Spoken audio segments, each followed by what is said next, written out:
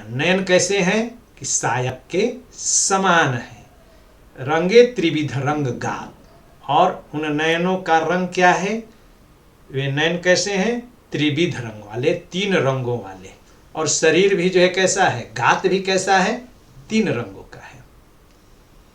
3 रंग, आंख भी 3 रंग का और शरीर भी 3 रंग का, गात भी 3 रंग का। कैसे? अब इसकी व्याख्या में हम लोग जानेंगे। तो झखी बिलखी दूर जाते हैं, यानी कि उन नयनों की जो है शोभा को, उस नायिका की जो है सुंदरता को देख करके मछलियां भी जो है शर्मा जाती हैं और बिलखते हुए पानी में जो है छुप जाती हैं अपनी लज्जा छिपाने के लिए। और कमल भी लज्जित होकर के क्या होता है? झुक जाता है, लजा जाता है, यानी कि मुरझा जाता है। अब इसकी जो है प्रसंग क्या है? तो प्रस्तुत दोहे में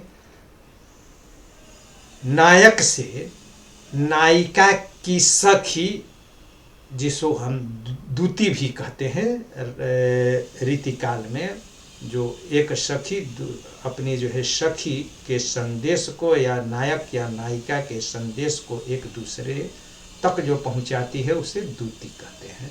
तो दूती जो है नायक के पास जो है पहुंचती है और नायक से नायिका के नेत्रों की शोभा का वर्णन करने के साथ साथ यह भी संकेत कर देती है कि नायिका तुमसे मिलने के लिए नदी के तट पर इंतजार कर रही है।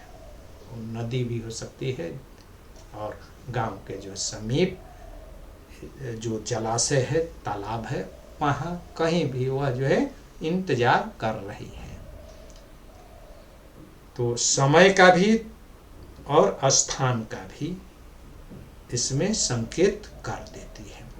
अब इसकी जो है व्याख्या हम लोग देखें कि जो है व्याख्या में के अंतर्गत जलाशय या नदी के तट पर या निर्धारित मिलन स्थल पर बैठी हुई नायिका के नेत्रों की शोभा का वर्णन करते हुए नायिका की दूती सखी नायक से कह रही है कि हे नायक, उस नायिका के नेत्र सायं काल की तरह मायापूर्ण अर्थात मायावी है।